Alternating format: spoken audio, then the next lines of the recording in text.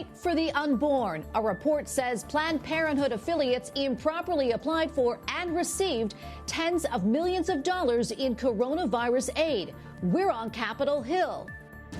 Flooded with prayers. Rising waters cannot keep the faithful away from a mass in the Philippines. Finding shelter. A Catholic group is helping fight the housing crisis caused by the COVID-19 pandemic. And the story of creation. Pope Francis says a passage from the Old Testament can inspire us to pray. We'll explain. On EWTN News Nightly for Wednesday, May 20th, 2020.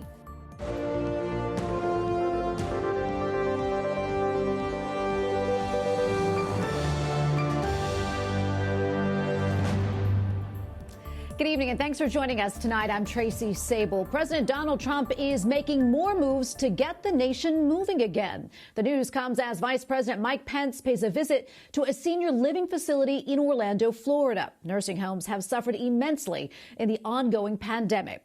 Correspondent Owen Jensen reports now from the White House. Owen? President Trump fired off several tweets today pushing for a return to normal. How fast that can happen is still up for debate in all 50 states and beyond. Vice President Mike Pence arrived in Florida this morning. He visited a senior living community. The pandemic hit nursing homes very hard.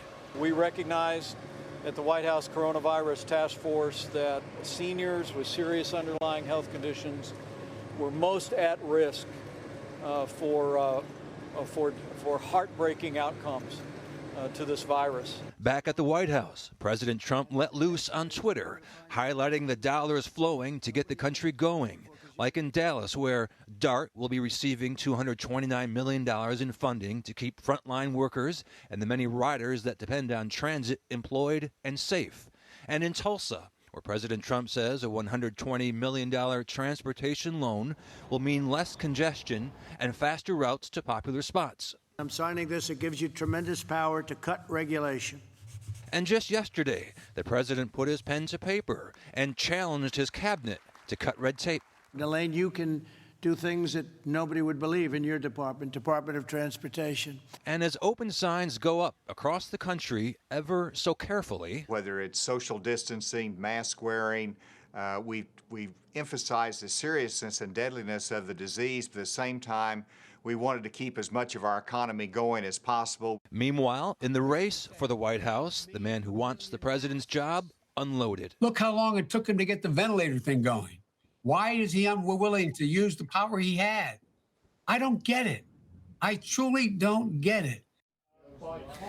Finally tonight, that G7 summit that was supposed to be held next month at Camp David. Of course, the virus put an end to that. Well, the president tweeted today he'd like to see it be held in person. He says that'd be a great sign of things returning to normal. Tracy? Okay, thank you, Owen. White House correspondent Owen Jensen reporting for us tonight. A new poll shows presumptive Democratic presidential nominee Joe Biden has a lead over President Donald Trump. The polls in 3 battleground states of Arizona, Florida, and Virginia show the president trailing Biden. In Arizona, the former vice president has a 7-point advantage. In Florida, he is 5 points over the president. And in the Commonwealth of Virginia, Biden has a 12-point lead. Aye. Senator Peters. No. The Senate Homeland Security Committee voted 8-6 to subpoena a lobbying firm as part of its investigation into former Vice President Joe Biden's son. Blue Star Strategies was a consultant to Burisma, a gas company in Ukraine that paid Hunter Biden to serve as a board member. There is no evidence of wrongdoing by the Bidens, and Hunter Biden has denied using his influence with his father to aid Burisma. Flash flooding in central Michigan this week caused catastrophic dam failures last night, forcing the evacuation of 10,000 people. Years ago, the wind used to come out of the east and cover the farm with water, and we have since diked it, but this year the dike wasn't tall enough. This is the worst flooding I have ever seen in this area. The worst. The governor declared a state of emergency in affected areas, and the city of Midland is bracing for historic flooding of up to 9 feet. Authorities are telling people to head for higher ground. Today, the Pope's ambassador to the U.S., Archbishop Christophe Pierre, told News Nightly, though the coronavirus presents us with challenges, we have the opportunity to grow in faith. Continue to deepen our faith, and maybe this time of silence could be beneficial for all of us. We learn again, what is precisely silence, what is the prayer, the patience, but also we have to be with those who suffer. Archbishop Pierre says Pope Francis feels frustrated with the limitations posed by the coronavirus, but the good news of the gospel must be announced, and the work of the church will continue. A court in Israel is ordering Prime Minister Benjamin Netanyahu to appear at the opening of his criminal trial in Jerusalem. Netanyahu was just sworn in again as prime minister this week, and today the Jerusalem District Court rejected a request from his lawyers for an exemption from appearing. Netanyahu was indicted on fraud and bribery charges last year. His trial opens on Sunday. Millions are fleeing a powerful cyclone that slammed into India and Bangladesh today.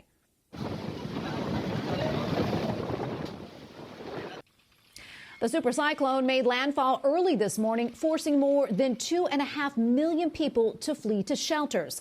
The cyclone is equal to a Category 3 hurricane. Authorities are warning that a storm surge could push 15 miles inland. The frantic evacuation is made worse by the coronavirus pandemic.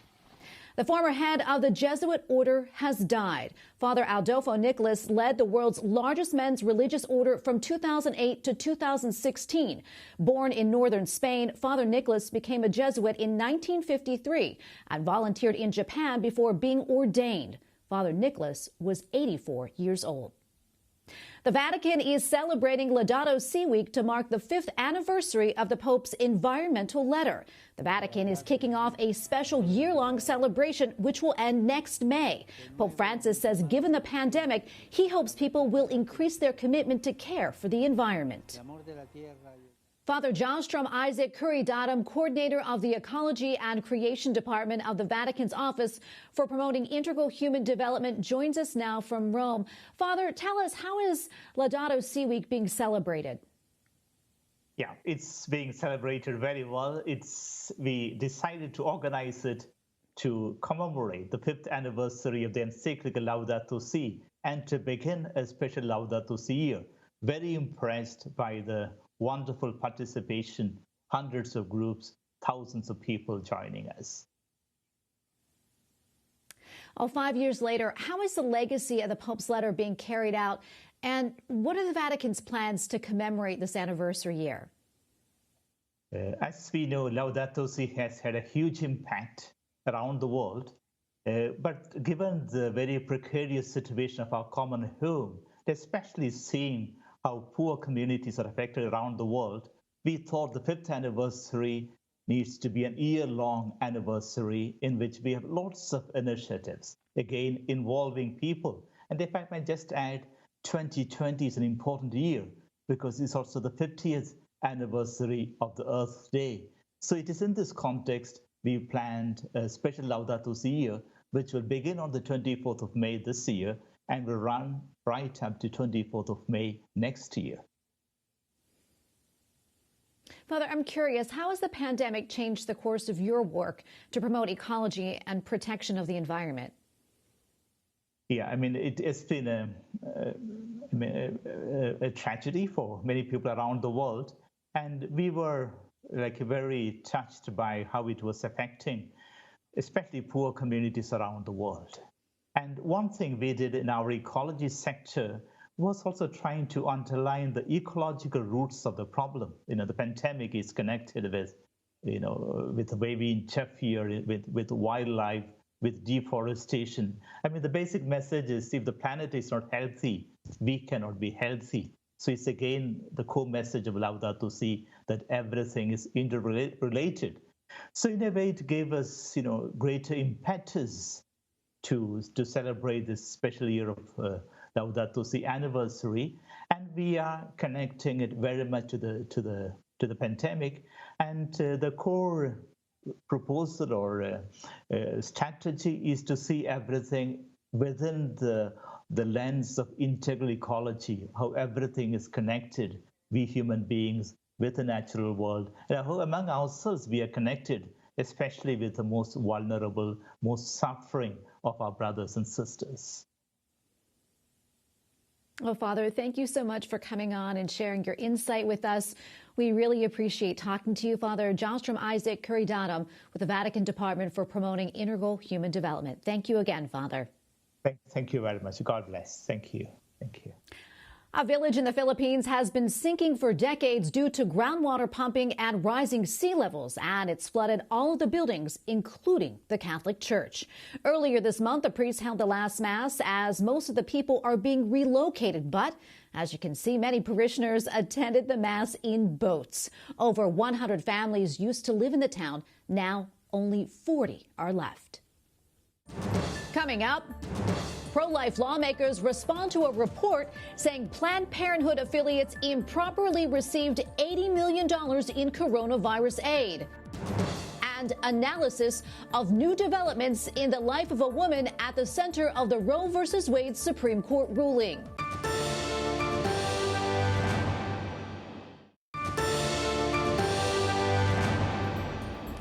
As part of COVID-19 relief in the CARES Act, the Paycheck Protection Program is providing forgivable loans to small businesses. Now, Republican senators are accusing Planned Parenthood of taking advantage of the program. Capitol Hill correspondent Eric Rosales reports. Eric?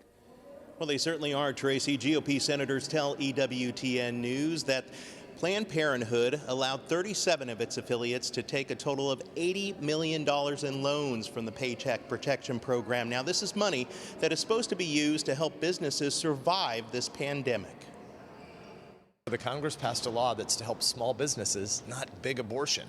And we should be clear about who Planned Parenthood is. Planned Parenthood is the largest abortion business in America. When it comes to the Paycheck Protection Program, Senator Marco Rubio tells me Planned Parenthood just doesn't qualify. Irrespective of whatever line of business they were in, their parent company is sitting on net assets of over $500 million. And no affiliate of that organization can even operate or even exist without approval of that board. So they violate the affiliation rules, and they should have known that, and someone at SBA should have known that too.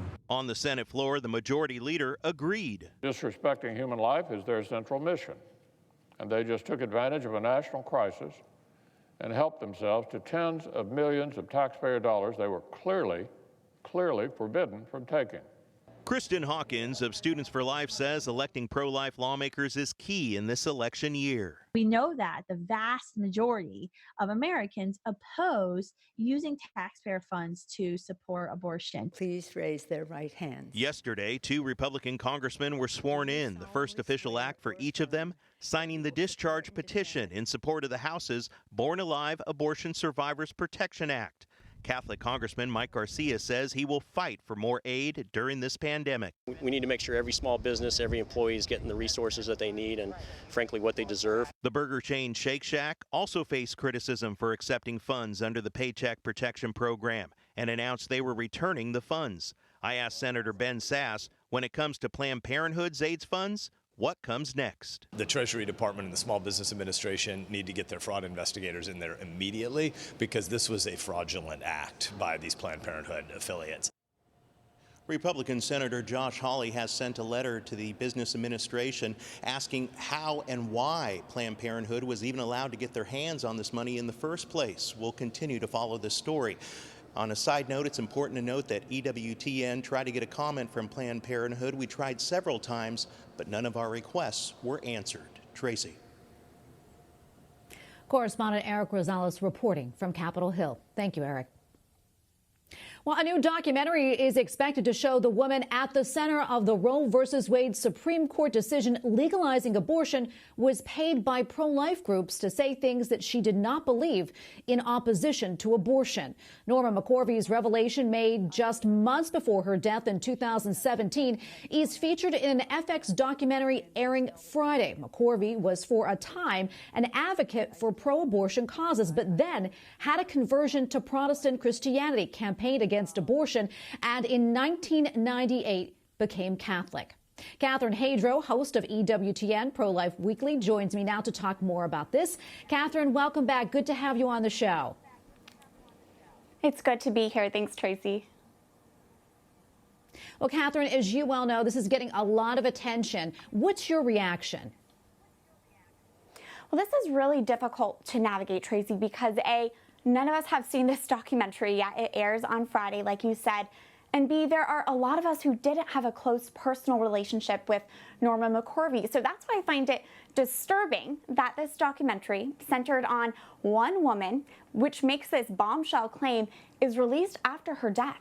Because right now we can't turn to Norma and ask her, hey, is this accurate? Is this an accurate portrayal? Is there any additional context or information that we should know about? We can't turn to her and ask her that. But I will say this, Tracy, I hope that people who are learning about Norma McCorvey for the first time because of this news story learn that the Jane Roe and Roe v. Wade never got an abortion. Catherine, what has the broader pro-life response been to this? There's a lot of buzz, and there continues to be a great outpour. I'm seeing that on social media and in my inbox. Pro-life leader after pro-life leader saying this depiction of Norma just doesn't match up with the Norma McCorvey that I knew. So many pro-life leaders said they had a personal relationship with her. They prayed with her. They wept with her. They knew her up until her death, which does beg the question, was she in any way manipulated or taken advantage of towards the vulnerable end of her life? But again, we cannot get full clarity on that right now because Norma McCorvey is no longer here with us. I also have noticed a lot of pro-abortion advocates, I think are using this as an opportunity to try to entice and draw pro-lifers into somewhat of a battle over Norma McCorvey's legacy. And I would just say, let's rise above that and speak to the truth of what we do know about Norma. Yeah, and Norma's life, as you know, was filled with a lot of pain. What are we to make of this, even the timing of it, 3 years after her death, Catherine? Well, I think that's what also makes this such a difficult discussion, Tracy, is the fact that Norma led a very difficult life. She said when she was alive that she was sexually abused as a child. She got married at the age of 16, ended up leaving her husband, dealt with substance abuse, and then with her third pregnancy was thrust into this Roe v. Wade case. Norma McCorvey suffered a lot. So I just pray that this documentary, that this news story is a reminder to us all that we all should be praying for Norma.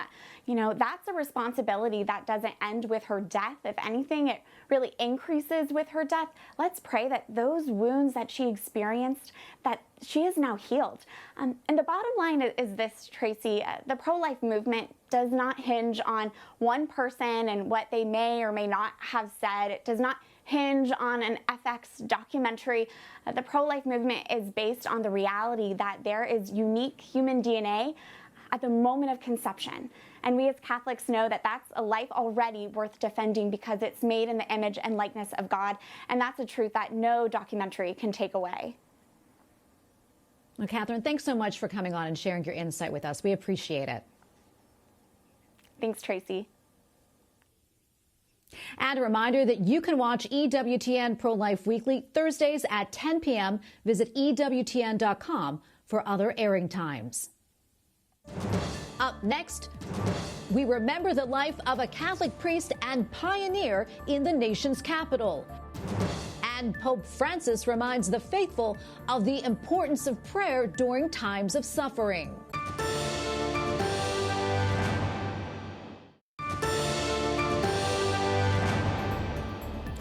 As the nation continues to grapple with the economic fallout of the COVID-19 pandemic, there are growing concerns about the impact the health crisis could have on housing and homelessness across the country. According to data released earlier this week by the Mortgage Bankers Association, more than 4 million Americans have sought forbearance on their mortgages. Joining me now on Skype to talk about what one Catholic organization is doing to try and help is Art Bennett, President and CEO of Catholic Charities of the Diocese of Arlington. Art, welcome to the show. Thanks for being on. Thank you very much, Tracy. Art, I know that you operate two housing programs, one for single men and another one for families. Tell us a little bit more about them. Yeah, we have it's called Christ House, helps single men that are homeless, and another program called St. Margaret of Cortona, which helps homeless families. So even here in Northern Virginia, we do have some families that are homeless. So we've been running Christ House for several decades, and St. Margaret's for like 15 years or so. So we know enough to know that we should do everything in our power to keep people from being homeless. Well, I know the cost of housing and the availability of housing have been, both areas of concern for some time now. How has the pandemic added to that problem? Well, the pandemic has cost several people their jobs, or has cost them to not have consistent work. So when people don't have work, they don't have income. They don't have income. It's just a matter of time that they can't pay the rent. So we used to get maybe 30 a week, people asking for help with rent or utilities. Now we get about 100 a week. So the pandemic has cost people their jobs, which can cost them their home. So a big part of Catholic Charities is to try to prevent that from happening. Can you talk a little bit more about that? People coming to you for help with assistance with rent or maybe mortgage payments. How exactly does that work, and how can people get help if they need it? Yeah, they can call us at Catholic Charities or go ccda.net. ccda.net is our website. And they'll see right there on the front page if they need help with their mortgage or help with their rent or help with utilities. We can help in either one. And then they call us, we set up an appointment, and we do our best to be able to give them the resources and funds they need to keep from being homeless. Being homeless is a horrible thing to happen to a person or a family. We know that from our years of experience. So we do everything in our power to try to help them meet that rent or buy some time so that they're not homeless. Because once homeless, things really fall apart. The family falls apart. The individual is really in a desperate situation. So our role really is to try to keep them from falling, is to kind of help them stay where they're at. And then once we can do that, then the next step is to try to prevent it from happening. Do you need help with a job? Do you need help with your education? Do you need some food? Do you need other resources? So we're trying to keep people from falling and then trying to rise them up again. Art, before I let you go, one last quick question. Sure. For those of us that would like to help, how can we do that? There's nothing like prayer. We're all part of the body of Christ. So praying for these people that are in this situation is one thing. The second, go on our website, ccda.net. There's plenty of opportunity there to either volunteer if you have that gift or to give us fund and resources. The big gap right now is to have enough resources to keep up with the people that are free falling. With those resources, we can help them and also get them in a situation where they're not so desperate and they get another job or get a way to pay their rent and stay on top of things. That's our job at Catholic Charities. Well, Art, thanks so much for coming on, and thanks for what you're doing. Really appreciate it. Art Bennett, President and CEO of Catholic Charities of the Diocese of Arlington. Thank you again. Thanks for getting the word out, Tracy. God bless you. Thank you. Well, a priest who spent his life serving in the nation's capital died last month facing complications from COVID-19. Those close to him say that he was joyful and kind. He became a priest at 56 years old, and he showed patience and hope during suffering. Correspondent Mark Irons looks back on the life of Father Charles Greene. This year marked his 25th anniversary as a priest. You'll hear a lot of the same refrains when people describe Father Charles Greene. Father Greene was so joyful. Was the kindest, gentlest man I think I've ever known. Born into a large Catholic family, Charles Greene was one of 16. In 1958, he became one of the first African-American students to integrate Eastern Senior High, an all-white school in Washington. The world was changing as Greene grew into adulthood, but still, he rarely encountered black priests. Meeting Monsignor Raymond East changed his perspective. I think that gave him role models so that he could look forward to and could see himself, visualize himself as a priest. At 56 years old, Charles Greene fulfilled a lifelong calling and became Father Greene. After ordination, he celebrated his first Mass at St. Anthony Catholic Church in D.C. He was so on fire with the love of the Lord. A native to the nation's capital, Father Greene spent years ministering in various churches to parishioners like EWTN's Morning Glory host, Gloria Purvis. He didn't have this distance. He didn't seem to fear you, if you know what I mean. Sometimes people can have this reserve or distance. That wasn't Father Greene at all. Father Greene made you feel seen, heard, and loved. He encouraged Deacon Al Turner to stick with his diaconate studies during difficult times. Juggling my job and formation, and he helped to calm me down. He was one of those guys that was always there for me. In his later years, Father Greene's struggle with diabetes forced him to undergo a leg amputation. He found meaning in his suffering, faced it, and continued to serve afterward. I remember him going into surgery. He was so hopeful. And he said, this isn't going to get me down. Father Greene would eventually retire in the care of the Little Sisters of the Poor in Washington, celebrating Mass for residents and spreading the gospel. What never left him was a joyful spirit. Those close to him recall it inspiring him to sometimes break out in song while preaching. Would sing a song if it helped in getting the gospel message across. Monsignor East remembers one hymn he held dear. For God is love, and we who abide in love abide in God, and God in us. A refrain that rang true in the life of Father Charles Greene. In Washington, Mark Irons, EWTN News Nightly. Pope Francis reminds the faithful prayer opens the door to hope. La preghiera apre la porta alla speranza. At his weekly talk at the Vatican, the Holy Father says those who pray know love is stronger than death and faith is greater than fear. He also says the story of creation from the Bible is a reminder of the power of prayer because it is a hymn of thanksgiving to the strength and love of God. Before we go tonight, a reminder, EWTN broadcasts Mass throughout the day. Mass airs at 8 a.m., noon, and 7 p.m. Eastern. We're also airing other special programming, and you can find our schedule at EWTN.com. There you will also find Eucharistic adoration throughout the day. We thank you for watching tonight. For the entire EWTN News Nightly team, I'm Tracy Sable. We're back tomorrow with more news from a Catholic perspective. Good night and God bless.